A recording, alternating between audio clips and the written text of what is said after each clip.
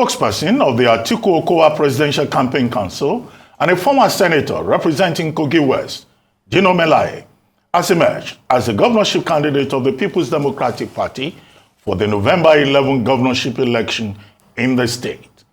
Melaye polled 313 votes to defeat his closest rival, Jabiru Usman, who polled 127 votes.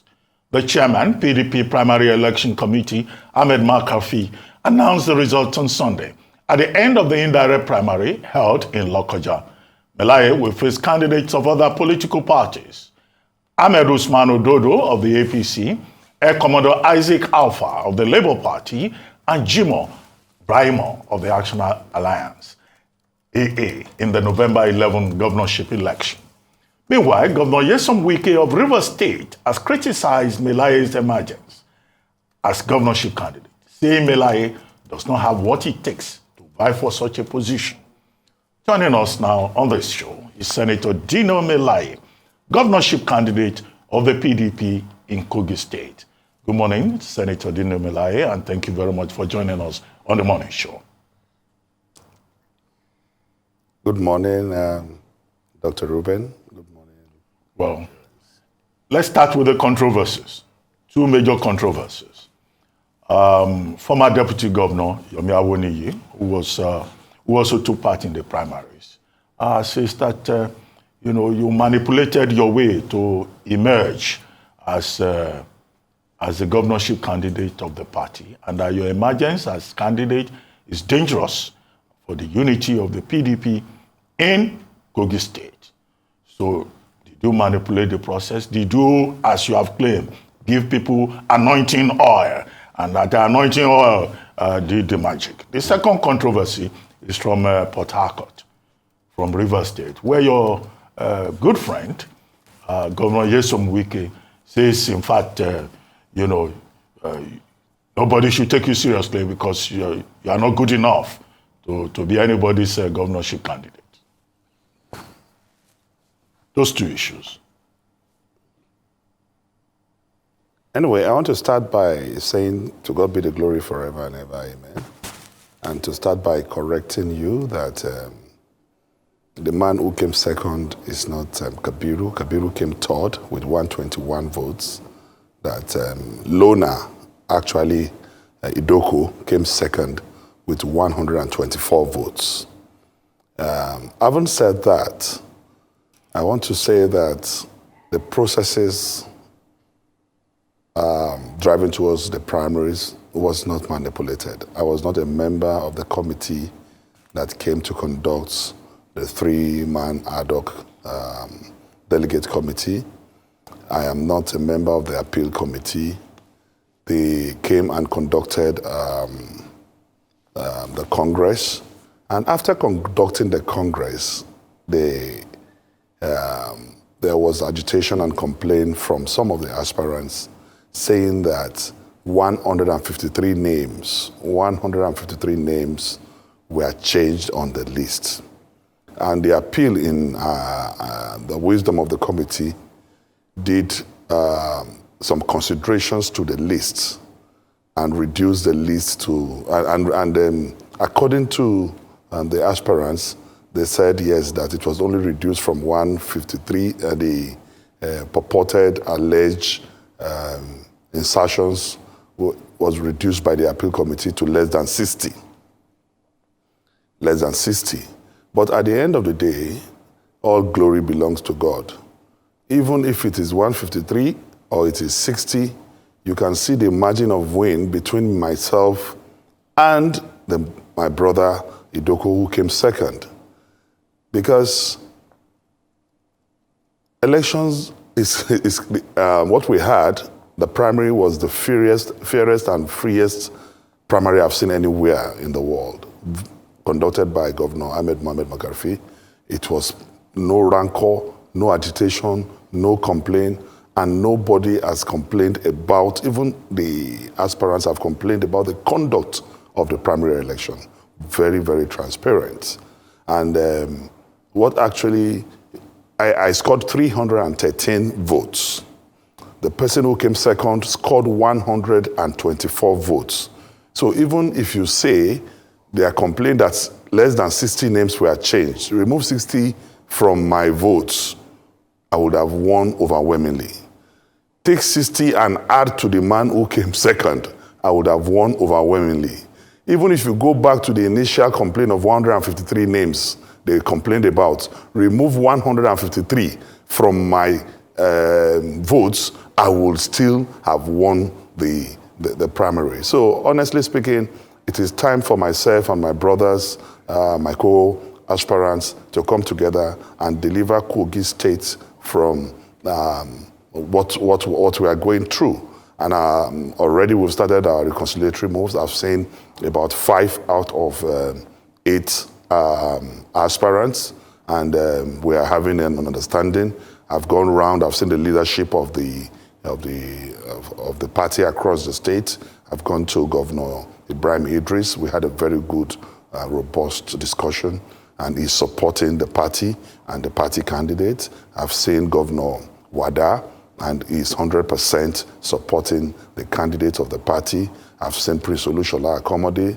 I've interacted with Senator Tunde Ogbeha. Today I'm going to see Uncle Patrick Adaba, and we are doing well. And I believe by the grace of God, the responsibility before us is to rescue the people of Kogi State from maladministration, from insecurity, from corruption, and from all the negative vices bedeviling us as a state, and improve Kogi State and make sure that Lokoja, our capital, is being lifted up from this. If you go to Lokoja today, it's like a glorified local government. And having said that, I will say my quick response to Nyesom Wike is that he is an expired drug who is about to be taken off the shelf. So I would not want to bother myself discussing with a man that is about to leave office and is suffering from post-election trauma. I want to concentrate seriously on my election. I want to concentrate on rescuing the people of Kogi State. And I do not have time actually for drug and alcohol-induced individuals. But I think that's a very strong statement to make, and that's in your view.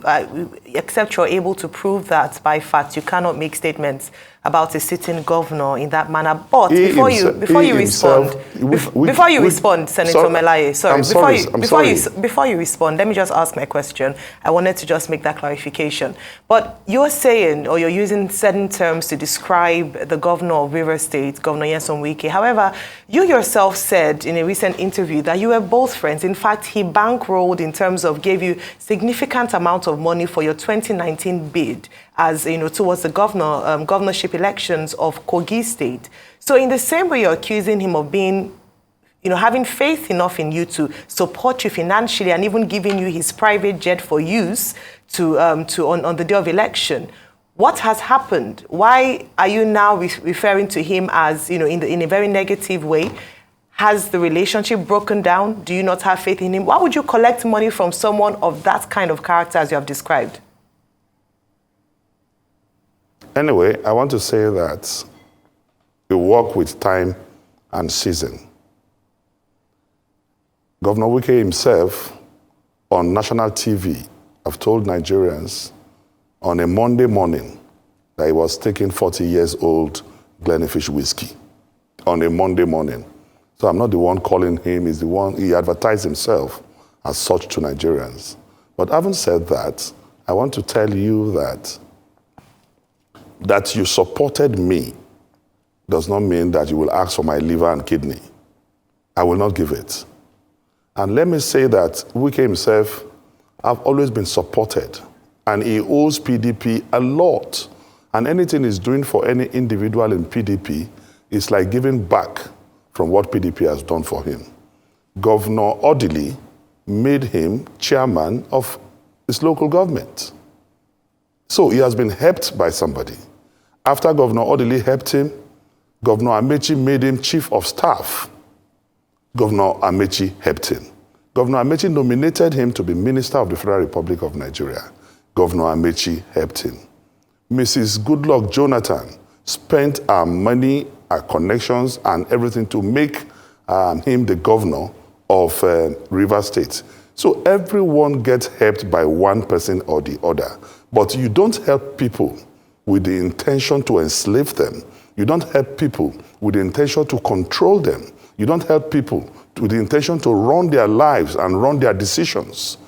Once you give assistance to somebody, then you should allow the person to exist. But Wike, once he assists you and you don't do his bidding, or you try to say, I have an idea or I have a decision, he will go all out and advertise you and announce what he has done for you.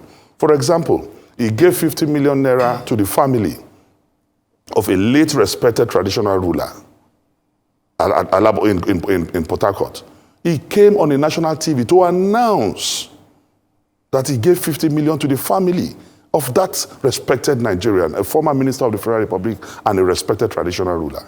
You don't do things, that is not how, in fact, the Holy Book says, whatever you do with your right hand, the left hand should not even know.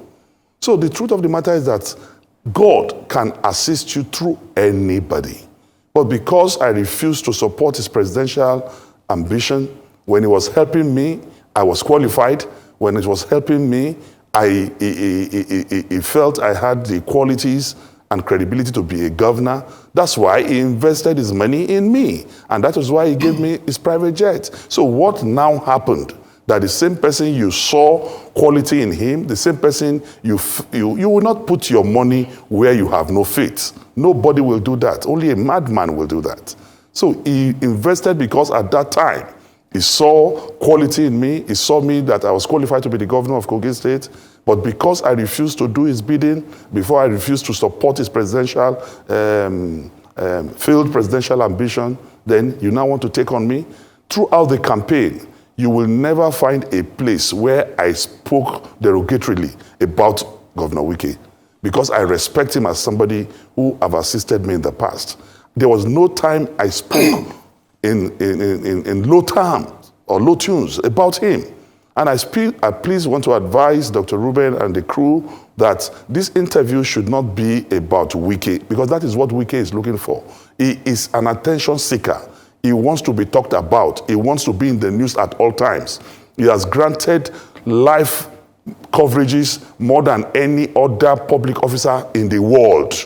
You want to do groundbreaking of a project, you go live. You want to do foundation, you go live. They want to cast slab, you go live.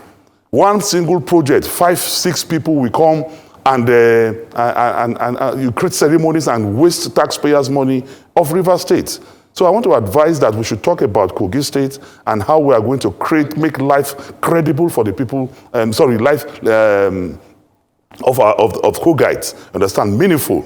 How we are going to transform the state, how we are going to assist the youth, how we are going to make sure that women are empowered, how we are going to look at the education of the state, look at ICT. Those are issues that I will really want to talk about, not about Oluwa Wike, who sees himself as a demigod. Okay, thank you very much. Thank you very much. I will say congratulations. Some people did not expect that you will win this ticket to be able to contest for the governorship election in November, I believe. On social media, and I do go through some of the things that people have said. Just last night, some people were joking about the fact that your comedy skits over the last year or two, they should win awards and that you should be celebrated for some of those comedy skits. That's an aside. But let me ask, when I was looking at the numbers, internally generated revenue of Kogi State has not been anything to write home about. A lot of the money that they're making is coming from FAC. What is it you're going to do differently if you become the governor, considering the fact that more than 50% of the youths in Kogi State are either unemployed or underemployed? What is it you're going to do differently? Yeah, Kayode, thank you very much for that question, and good to see you again. To start with, my side attractions, my social media presence is a strength and not a weakness. And I will not depart from it, even as governor. On Twitter today, I have over 3.5 million followers. On Instagram, I have over 2.5 million followers. On my page on Facebook, I have over 8 to 9 million followers.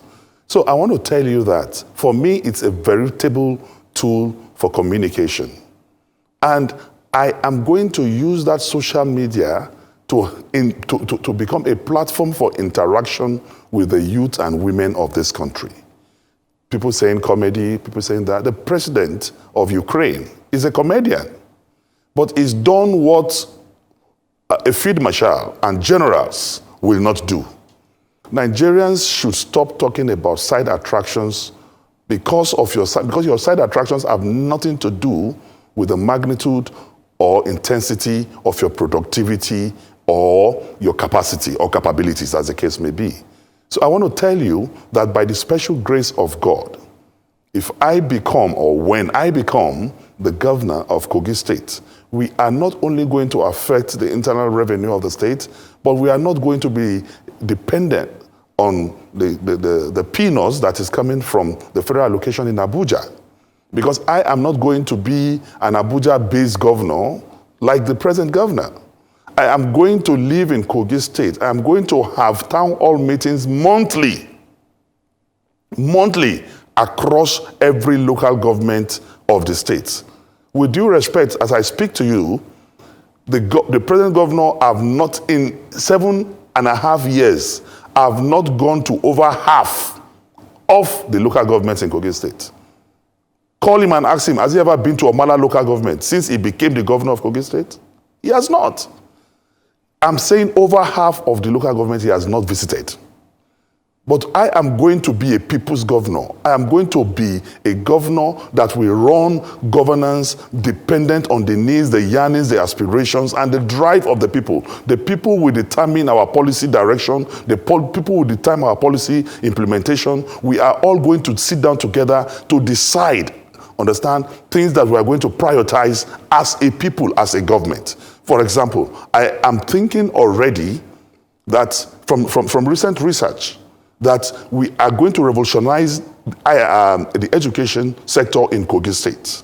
We are going to make sure that by the special grace of God, we compete with the technological and scientific demands of recent times. One of the best professors of artificial intelligence globally is from Kogi State.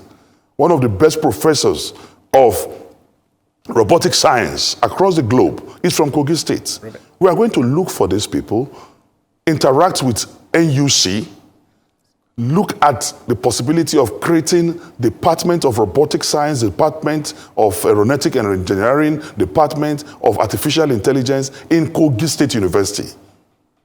And people from all over the globe will come and acquire education from Kogi State. If you know where Natako is in Lokoja, every time I pass by, I always I weep. All these are brothers and sisters selling yam, akara by the roadside. We are going to relocate them to a more decent environment, a cluster or a hub where they can sell their akara and sell all their things, and then build boat clubs across the bank of River Niger, from there up to the Murtala Mohammed Bridge. I'm quite keen. And there are loose funds all over the world. I'm sorry to break in. I just want to find out, can you give specifics, maybe 2, 3, 4, 5 things that you can hit nail on the head and say, these are things that I will do that will change the story in terms of employment and in terms of our internally generated revenue if you're voted in as the governor? Just hit them on the head, those specifics that you have on your agenda. Okay. Thank you very much. Quick wins. We are going to concentrate on SMEs for our women.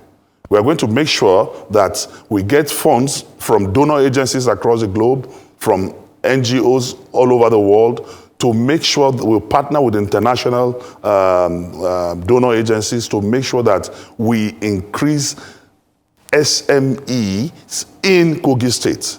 We empower our women. there are loose funds all over the world, Coyote, begging for where to. In fact, we are going to assess these opportunities because many governors in this country today, many local governments do not even know that these funds are available to be assessed. And at times, they do not meet up with criteria and indices and yardsticks to assess these loans. We are going to seriously tap into that. Number two, we are going to make, today, Kogi State have 58 mineral resources beneath the earth's surface in commercial quantities.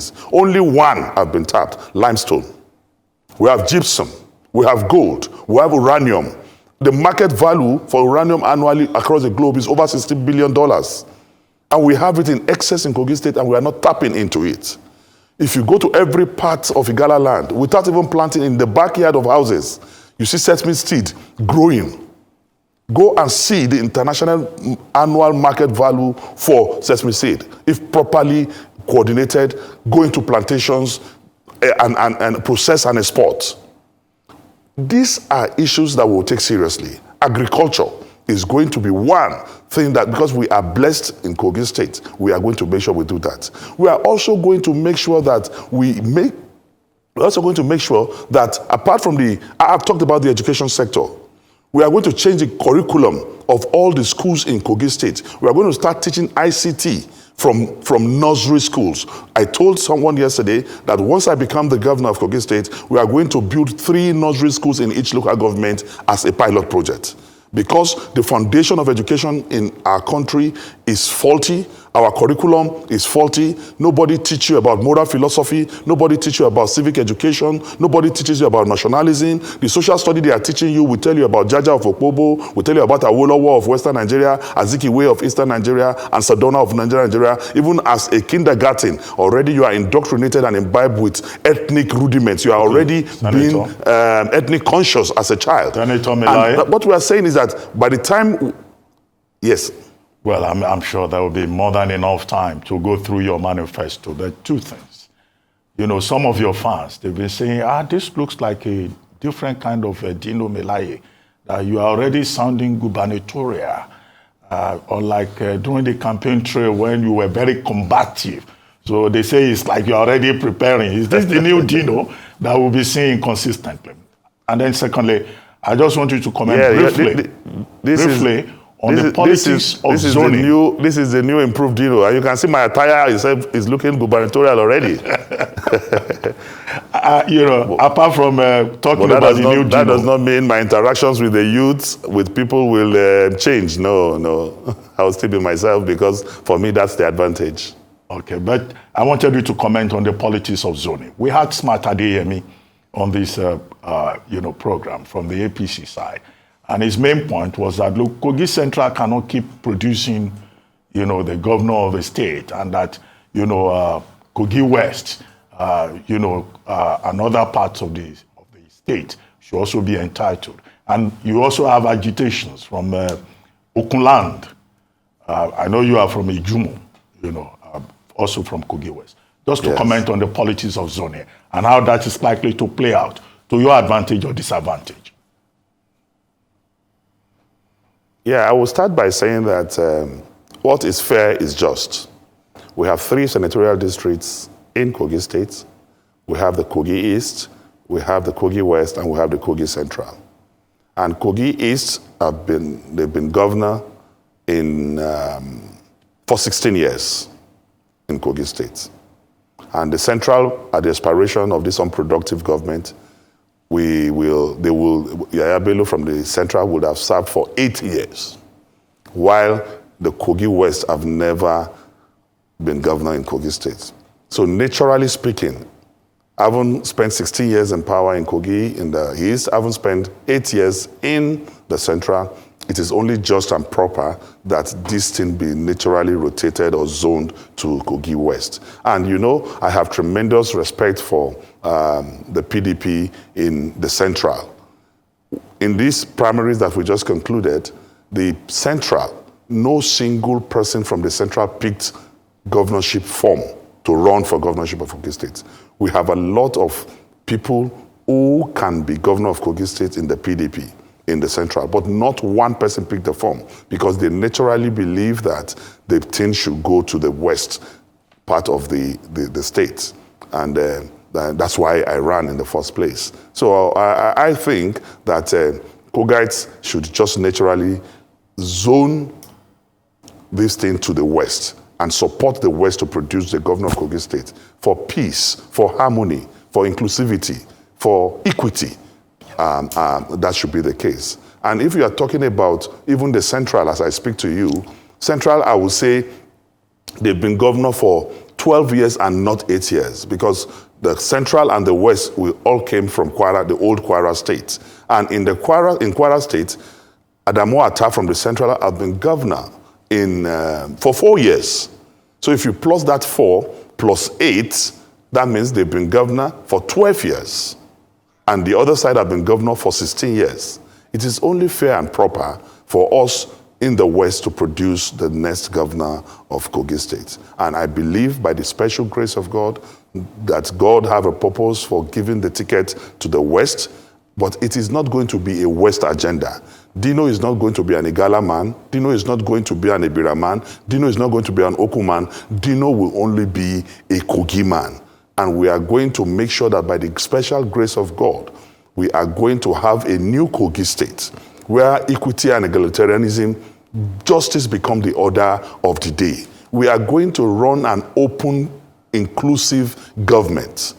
We are going to not only Igbiras, not only Okuns, not only Igalas, the Igbos in Kogi State Senator, will feel they are part of government. Because we have Igbos who have lived even more than people who call themselves Kogites in Kogi State. Yeah. Okay. And we have other ethnic nationalities. Senator, the Thieves are in Kogi State. You know, the Idomas are in Kogi State. Everybody, we are going to have an all-inclusive government where by the special grace of God, our sorrows of living in Egypt as we are presently will be forgotten. We are going to cross the Red Sea. That's the APC government that is in Kogi State and Yayabelo. And we are going to the land of Canaan by the grace of God. Thank you very much, Senator Dino Melaye, for joining us on The Morning Show.